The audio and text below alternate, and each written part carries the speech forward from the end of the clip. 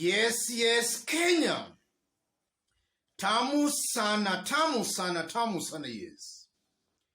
If you look at Bungoma politics, one of the pioneer politicians who built William Ruto in Bungoma County, that politician is John Waluke, Sirisia Member of Parliament. And it's also a given fact that even if Wetangula could have not joined William Ruto, already William Ruto was enjoying a sizable support in Bungoma County, courtesy to the inputs of John Waluke and other leaders who are already campaigning for him in Bungoma County. And it's also believed that John Waluke's case was also engineered as a result of his closeness to William Samoei Ruto. Even though he might have obtained money through fraud, it's believed that his case was also given some impetus because of his closeness to William Samoei Ruto. And William Ruto has been making some claims that those who are close to him were being targeted by Uhuru Kenyatta's regime. And we have seen some cases being dropped. We have so far seen a corruption case facing Machitu being dropped. We have seen a corruption case, 400 million shillings corruption case against former Kenya Power MD Chumo being dropped. We also saw Aisha Jumo's case being dropped. We saw Amos Kimunya's case that had been closed being revived. So it's clear corruption cases facing William Ruto's allies are being dropped. And as that is happening, we are seeing John Waluke has already been sentenced to about 67 years in jail. And that is not sitting on well with the residents of Bungoma. I want us to have a look at a short clip here of residents of Bungoma today as they demanded for the release of John Waluke. Listen to this.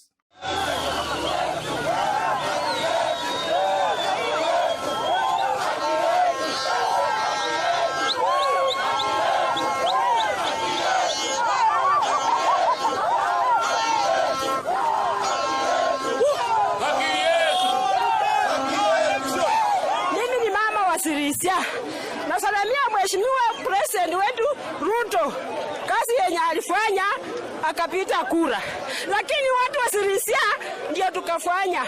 Mheshimiwa Waluke ndiye alikuwa mtu wa kwanza kuleta mheshimiwa Ruto Bungoma. Yes. Ile kura ambazo mheshimiwa Ruto amepata Bungoma, it was courtesy of John Koi Waluke. Mheshimiwa wetu Meja sio mwizi. Mheshimiwa sio mwizi. Mheshimiwa alikuwa mfanyabiashara.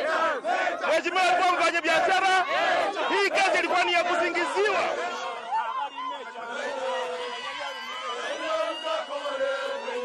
Yes. The war against corruption in Kenya has taken a political angle. If you are close to William Ruto, it's almost certain and very obvious you cannot be charged of corruption. And even in the event you are charged of corruption, that case cannot go anywhere. And we have seen that with Waititu, Chumo, and Aisha Juma so far. And we have also seen that in the case of Amos Kimunya, whose case had been concluded, but because it's deemed anti-William Ruto, his case is being revived. So it's clear these cases are politically motivated. If you are close to William Ruto, you can be pardoned. If you are not close to William Ruto, you can find yourself in jail. The same to Waluke. And that is actually what is leading for Kenyans now to demand for the release of John Waluke. Because they believe John Waluke being sentenced to 67 years in jail is politically motivated. And it's politically motivated by William Ruto's government. Somebody, John Waluke, helped build in Bungoma County. What are the political implications of that on William Ruto's popularity in Bungoma County? I want us to dig deep into that story to see what it portends for William Samoei Ruto in Bungoma and largely in Western. If you are watching us for the very first time, subscribe, give this video a like. Yes, Bungoma is the only Western county, or rather the Mulembe County, that voted for William Ruto with majority vote. Ruto beat Raila in Bungoma County, the only county in the Mulembe Nation. And so far from what we are seeing, the people of Bungoma are already complaining. John Waluke is averagely a popular figure in Bungoma County.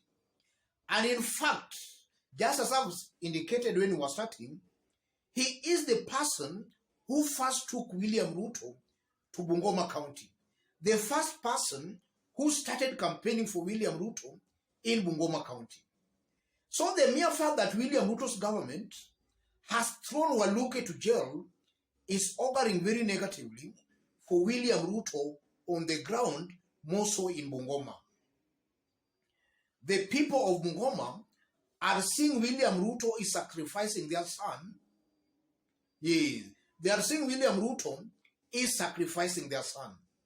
And they are seeing it that way because some cases are being dropped, while John Waluke is being sentenced to jail, or rather is being sent to jail. So that alone creates a perception that these cases are politically being instigated and William Ruto is responsible. And that's why those residents are calling and reminding William Ruto that it's John Waluke who first took William Ruto to Bungoma County. So Waluke's problems are seen as being instigated by William Ruto. And that will augur very negatively for William Ruto in Bungoma County. And if you look at it from another angle, those are the consequences of a government that condones corruption. Even before William Ruto was elected the president, it was clear that William Ruto was not very keen on the war against corruption. And upon him being sworn in as the president, Ruto has confirmed beyond any reasonable doubt that he's not ready and willing to fight corruption. Corruption has been reduced into a political tool to fight opponents. And that's why now Kenyans are also losing trust and faith in the government's attempt to fight corruption. Any move by the government maybe to fight corruption is now being seen as being politically instigated. So William Ruto and his team must actually be serious. If they want to fight corruption, they should not fight corruption selectively, in that those who are close to them are being pardoned, those deemed not close to them are being sent to jail. Those are just some of the, from what we are witnessing in Bungoma, those are just some of the political implications of a government using corruption as a tool to punish its critics, their political opponents. And also, if you look at it again, I'm seeing a very high possibility where Waluke's continued stay in jail is going not only to augur negatively for Ruto in Bungoma County, but more so in Western, in the Mulembe counties, in that William Ruto will be seen as punishing their son. And I'm saying that because already we have also seen some leaders out of Bungoma, the likes of Peter Salasia, an MP in Kakamega. And we have also seen quite a good number from largely Western demanding for the release of John Waluke. In the event Waluke continues to stay in jail, that will augur very negatively for Ruto in Western. Ruto will most likely lose support in Western. The best thing for Ruto now to do, now that he has pardoned other Kenyans, let him pardon John Waluke. Yes, let him pardon John Waluke. In fact, it's a double-edged sword for William Ruto in this case. In that, should he pardon John Waluke, he'll also be seen to be condoning corruption. Should John Waluke continue staying in jail, then he'll also be seen as if he's using that corruption war to fight his political critics and opponents. So William Ruto is sitting between a rock and a hard place. And he has found himself there because his government is fighting corruption selectively. Let me stop it there, ladies and gentlemen. But even before I stop, for those watching us for the very first time, just as I did indicate when we were starting, subscribe, give this video a like. And to our fans and subscribers here, I'm very much humbled, very grateful for the kind of support you're giving me here. God bless you, God bless Kenya. Any person who wants to have a chat discussion with me, or even to support this forum, I've pinned my number on the comment section. Contact me through the number. And if possible, feel free to send a contribution or any support to the number. Yes. God bless you. God bless Kenya. And to those watching us outside Kenya, drop a comment, let us know from which part of the globe you are watching us from.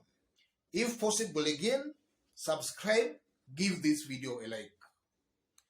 Those remarks by those Bungoma residents clearly indicates Kenyans don't have faith in the government's capability to fight corruption. Kenyans believe corruption is being used as a tool to punish political opponents. And that's why those residents are coming out to demand for the release of John Waluke. And they are putting the blame squarely on William Ruto because they believe William Ruto is the person who has instigated Waluke's being sentenced to jail. And that is so because some suspects, their cases are being dropped while Waluke is being sentenced to jail. Let's meet in our next analysis. Thank you.